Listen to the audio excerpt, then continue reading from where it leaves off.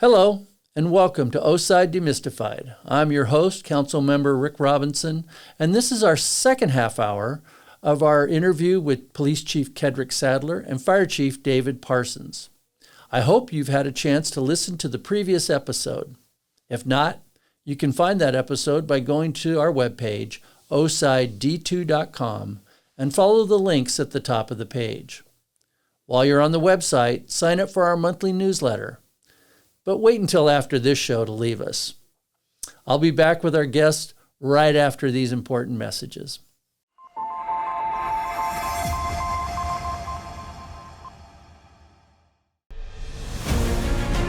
The Oceanside Fire Department is looking for ways to give back to the military. So if you're looking for an exciting career, come join the Oceanside Fire Department through SkillBridge. My name is Jack Monroe. I was in the United States Marine Corps. My name is Anthony Vallejos. I was in the United States Marine Corps. If you're wanting to be a part of a paramilitary culture, the fire department is where you want to go. It was a great transition for me. When I was transitioning out of the Marine Corps, I got lucky getting hired here because they care. It's a full circle of care too, not just the physicality, but the mental health and then the family wellness as well. The firemen are hard chargers, just like Marines. They understand that there's a mission that needs to be accomplished. And then when it's time to sit down at the dinner table, that's where camaraderie and friendship and togetherness all comes together. At Oceanside Fire Department, when you're in the classroom, you're learning from the best. The guys have been through everything you're going through and they know the ropes and they're not afraid to help you get better and show you how to do it. We work on simulations, we get to work hands-on with tools and gurneys and all these things in order to be the best at what you're doing. At Oceanside, if you put in the work, you're not just a number here. Once you get your foot in the door, if you work hard, they will give you every opportunity to succeed. This is the best job I've ever had. To be considered in your application, you need to have a National Registry EMT certification. Applications can be found on the city's website or through your SkillBridge application process. Apply today.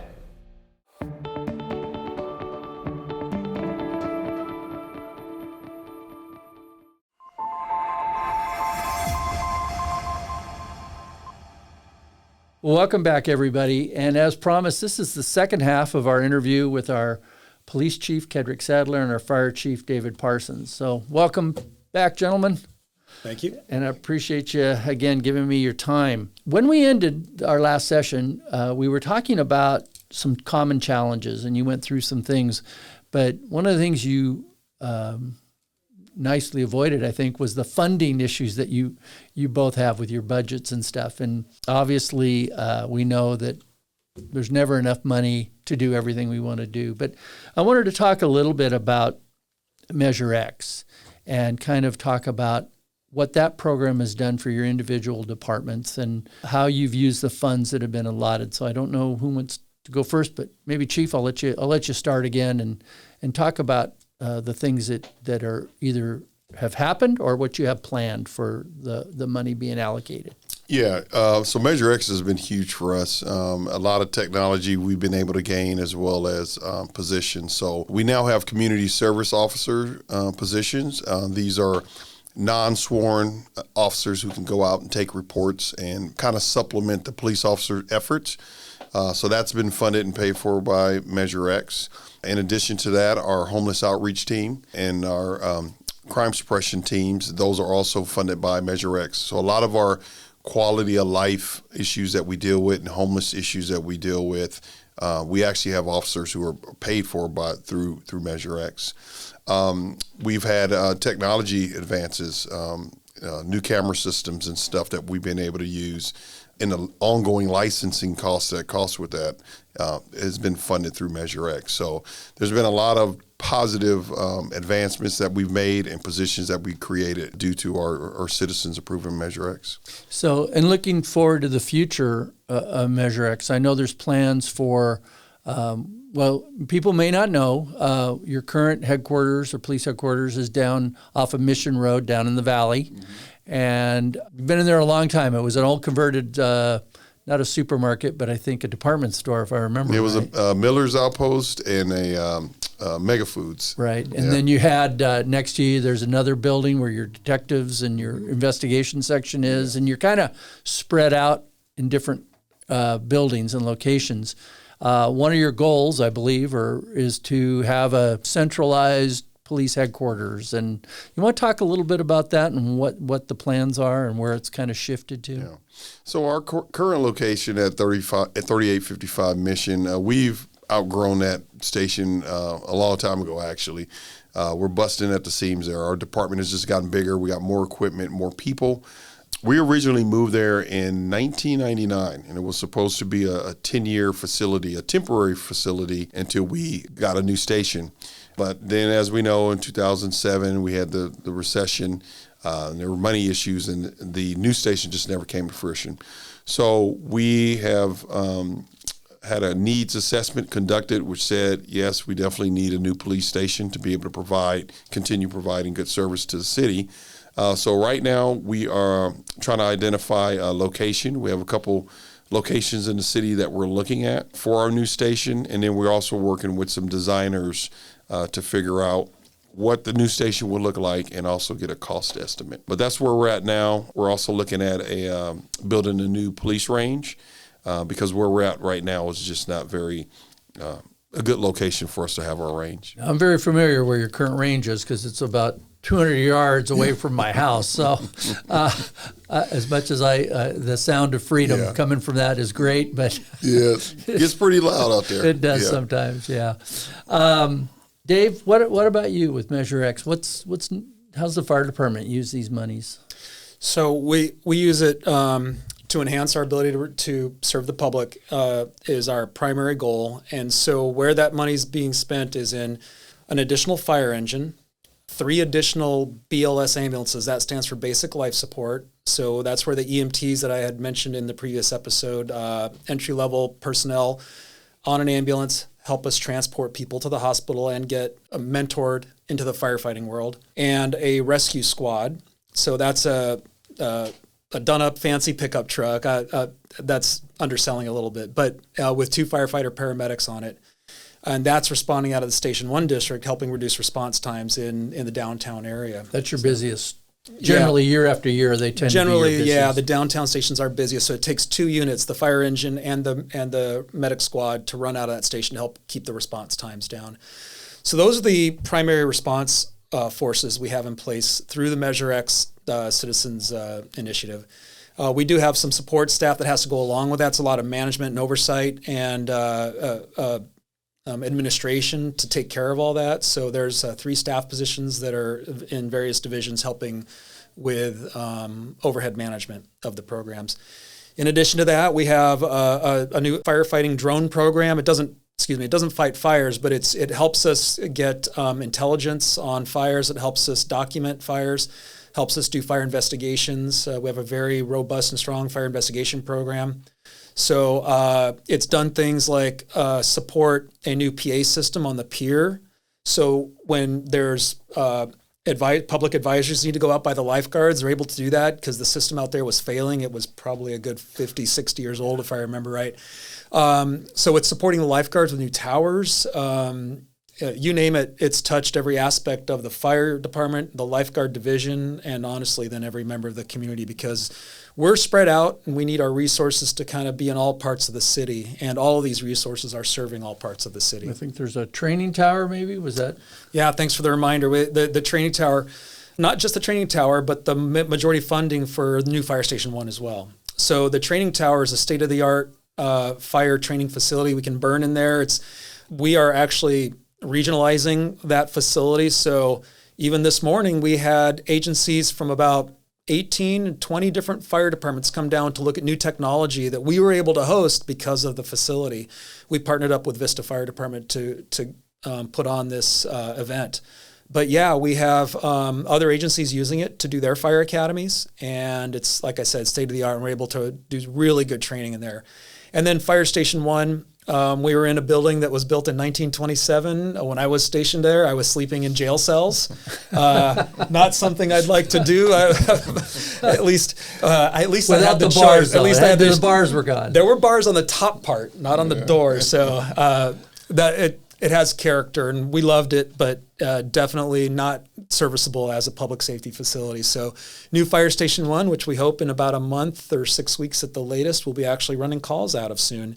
Again, majority funding from Measure X, and without it, we would be well behind where we should be as a professional modern fire department. You know, we didn't talk about it, but how many fire stations do you have? Yeah, thank you. We have 8 fire stations, but we also have the Marine Safety Unit, which is a combined unit. That's not a fire station, but there is a location that it works out of the harbor. And then currently ground is broken up in the northeast corner of the city at Morro Hills off of North River Road and Wilshire is going to be a new fire station that's being built in conjunction with North River Farms. So Fire Station 9, we see it on the way, probably a year and a couple months out. But that's exciting news because we want to be able to serve that part of the city much better. There's only one station north of the river, and that has posed a challenge to us in the past. Absolutely. Well, thanks. I just wanted to kind of wrap up the things that we didn't get to cover last time, but now I want to spend some time talking about issues, maybe more crime issues than fire, but we'll see how this works out. So one of the number one things I get emails about, and I think is homelessness. And Chief Sadler, if you could talk a little bit about the impact that homelessness has had on your department, Dave, and also we'll talk about fire too, because I know there's also an impact to the fire department. But talk a little bit about homelessness and the impact it's had over the last few years to the police department.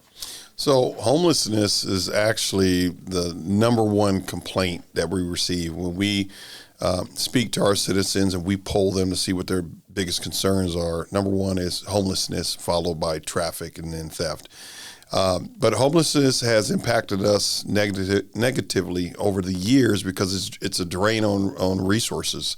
So this is a lane that we're going into now that we didn't deal with when I first started. Homelessness was there, but it wasn't definitely not at the level that it is now. Since these numbers have ballooned over the years, we've actually had to create a unit, our homeless outreach team, that is specifically works on nothing but homeless issues.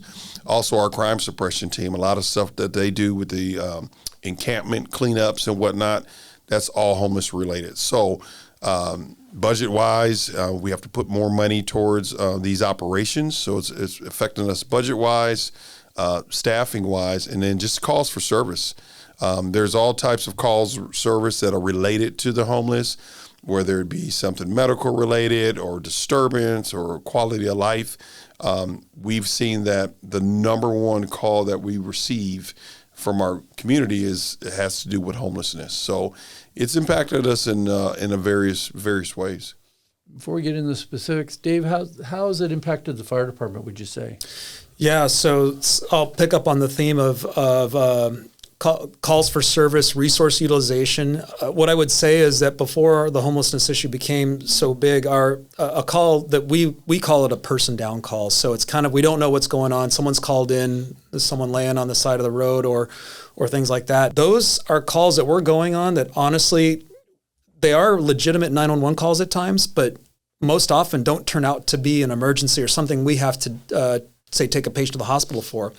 But those are calls that are draining on our personnel and on the resources we have at hand because it does take us away from the ability to respond to other calls. So the impact to resources is a big deal. And then there are kind of ancillary follow-on problems of the fires. People are trying to stay warm or cook a meal. And inadvertently, fires do start. They're related to their homeless activity, and we get called to that. And there's also fear from homeowners that it can spread. And a lot of these fires are in the vegetation, and there's a high sensitivity and worry about that in California with the type of fires that we do have. So it's a big concern for us because every housing development that comes in, people are worried about how are wildland fires going to affect their housing development or their homes. And you kind of see that nexus and how it connects to homelessness in an urban environment. We're not subject to those big wildland fires, vegetation fires that you see on the news generally, especially in our urban area of the city. Only on the fringes might you see that. But you have those smaller fires that do occur, and it gets people very concerned and worried about their safety. And those are fair concerns, things that we have to deal with. Absolutely. Chief, I don't know if you want to talk about a little bit, what are some of the laws that impact or are there specific legal issues that make it more difficult to enforce? Yeah, absolutely. It's been several years now, but the passage of Prop 47 was probably the biggest impact on us in a negative way as far as law enforcement. So Prop 47 essentially turned a lot of crimes that were arrestable and bookable felony crimes, turned them into misdemeanors.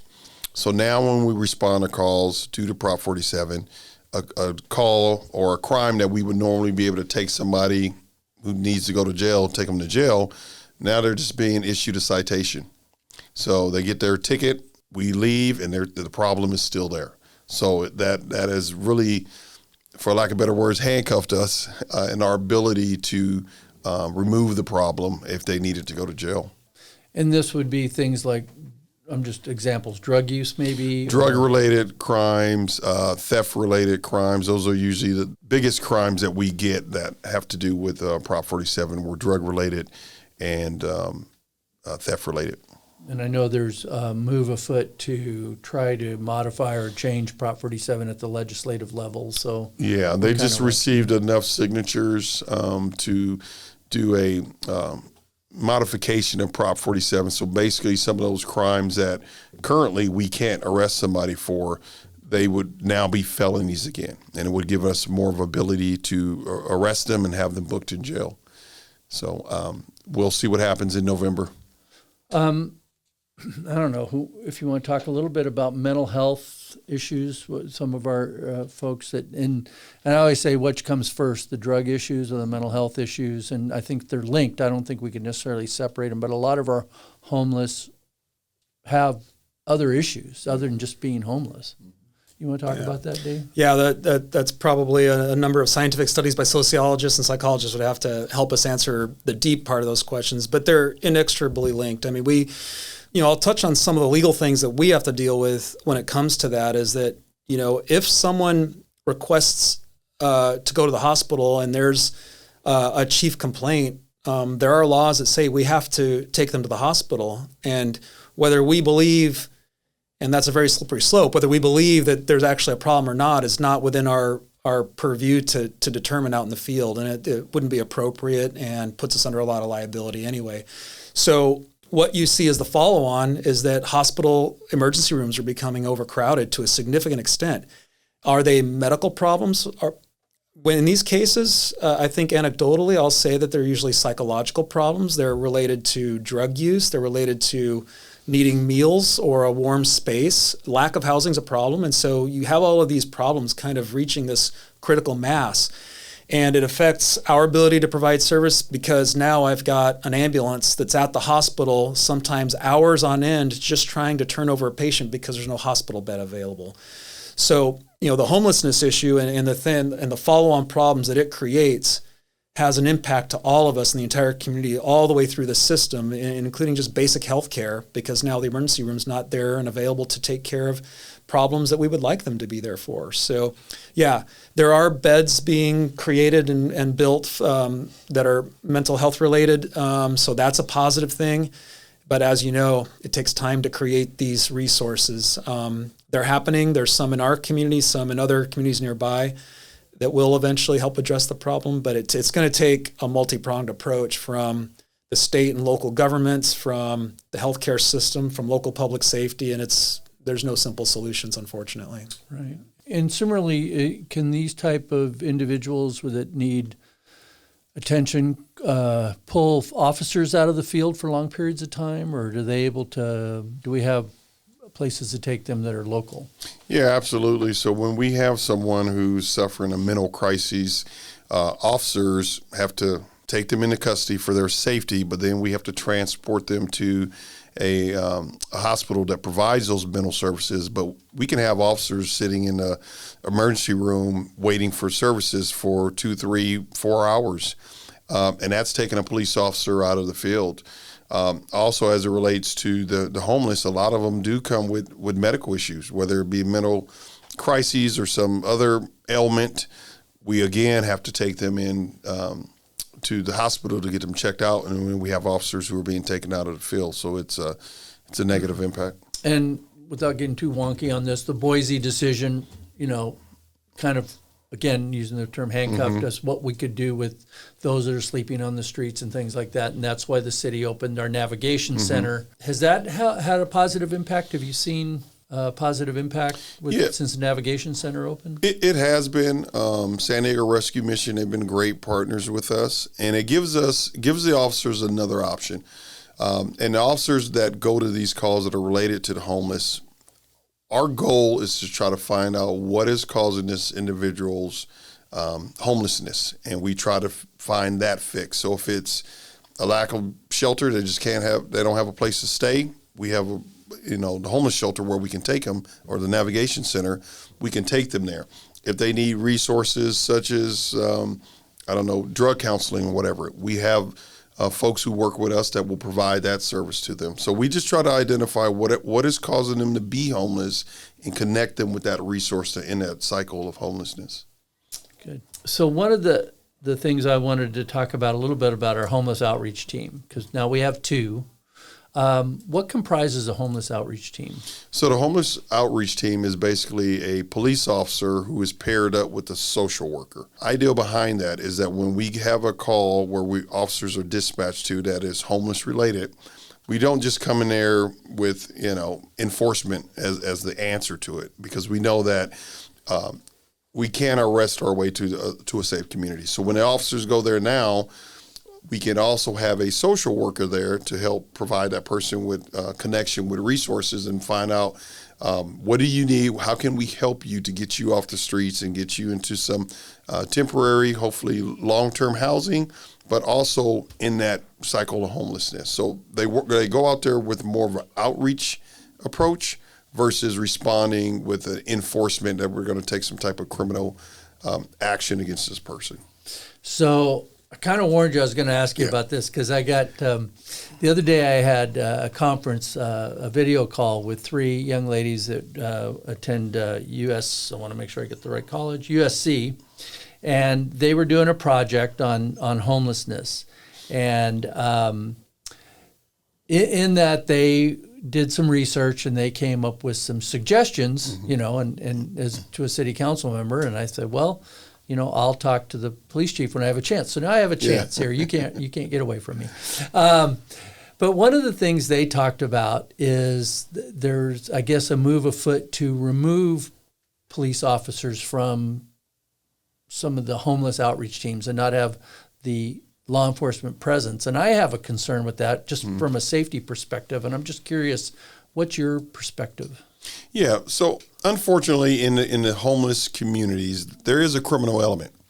You have some homeless people who resist or refuse services. They choose to be out there, and they prey on other homeless people. So whether they're selling them drugs or they're assaulting them or they're stealing from them, there is that criminal element that is within that homeless community. So we can't send social workers out into these environments without a law enforcement presence there to ensure their safety, because we've gone into homeless camps where there's been weapons that we've recovered. There's been people who've been wanted for felony crimes.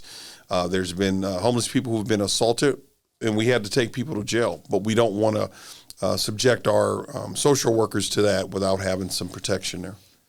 Thank you. And there's more, and we can meet some other time and talk about some of their ideas, because I think there may be some things to talk about, but I really wanted to talk about that particular item. And the clock doesn't wait for us, so I just want to touch on a couple other things. Retail theft crime in some of our bigger cities has been a big impact. What kind of impact has that had here in Oceanside? We've been pretty blessed that we haven't had a big issue with that here in the city per se. However, regionally in San Diego County, San Diego and some of the other areas, they've been hit pretty hard by retail theft, and it's organized retail theft. So these are crews that we're seeing that are coming down from Los Angeles, some as far as away as Northern California, and they literally just drive down the coast and they hit different cities. They'll go in there and do smash and grabs. But the good thing about San Diego County, we're taking a regional approach to it. So all the agencies are working together, and we put together a task force. We're working with the district attorney's office to combat these retail thieves. And we're taking a proactive approach, so we're not just waiting for them to come and commit their crimes, but we're doing our homework and tracking these folks down before they actually do it. And one more quick one for you: Our gang issues and things, has that gotten better or over the years? Yeah, we've seen a drastic decrease in gang motivated crime, and I think a lot of it has to do is that we're taking more investment into our youth. So at the Oceanside Police Department, we started the Oceanside Youth Partnership.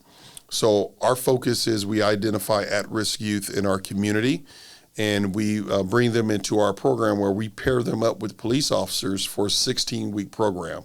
The age group that we're working with right now is high school age kids, and we spend 16 weeks with them, just providing them and teaching them some life skills and how to navigate through life and hopefully get them back on the right track. And I think that has made a big difference. And then also I think the community is more aware of what our youth are doing, and they're being more involved. So we've definitely seen a decrease in gang-motivated crime. And Dave, there's one topic I really want to spend a minute or so on. It has to do with community engagement and preparedness. I think when we do our budget adoption, we're going to have a emergency preparedness position that deals with the overall scope of that. But can you talk a little bit about how the community what resources are available to them to help prepare themselves for emergencies and disasters? And we just have a couple minutes left here. Sure. So, yeah, the disaster preparedness program is administered under the fire department, but it's a multidisciplinary program. You know, we look at prevention, mitigation, response, and then recovery are kind of the four main legs of an emergency management program. We have resources relating to tsunami safety. We have resources related to wildland fire safety, safety in the home. All of that's available on the Oceanside Fire Department website. We partner up very closely with County Office of Emergency Services and State Office of Emergency Services. There's a lot of individual programs to make up the emergency management program. As you stated, it looks like we're going to be obtaining a full-time person to help administer that. And so we're going to really be able to improve our offerings to the community. They'll have a one-stop shop of somebody that can answer those questions. They'll update the emergency plan for the city, help operate Emergency Operations Center if it gets activated, where we basically serve the people who are out there responding in a disaster. So the program is growing. It's going to be very robust. It's been good up to this point with the resources we had, but we're thankfully at a point where we're going to make a nice big step on that program. Well, I want to end something with just each of your perspective in about 10 seconds or less. Where do you see the future of our police department? I see the future as being bright, and I think things are going to get better. We're short now, but things are going to get better. Thanks. Dave, how about you? How about our fire department? Yeah, the fire department, opportunities abound. I think we have problems of opportunity, and this city is a great place to work in and live in, and the fire department's a great place to work for. Well, I just want to end by saying I appreciate the fact that we have two great, dedicated and community-oriented chiefs that run our police and fire department, and you too. And I want to thank you for giving us your time to be here and talk to everybody and let them know what quality leadership we have here in the city related to our public safety. Thank you. And with that, we'll be right back.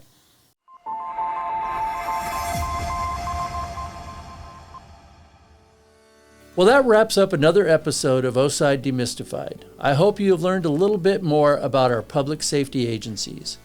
In episode 5, my guest was lifeguard Captain Bill Curtis, and I encourage you to go to our webpage and watch that episode to learn even more about our lifeguards.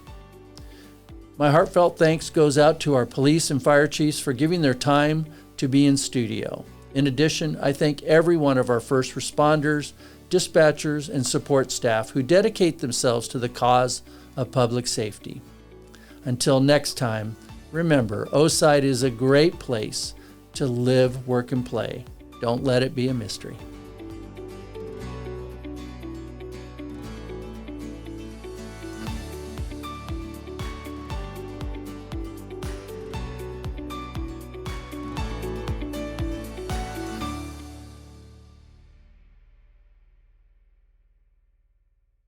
Go to KOCT.org and check out our programming schedule.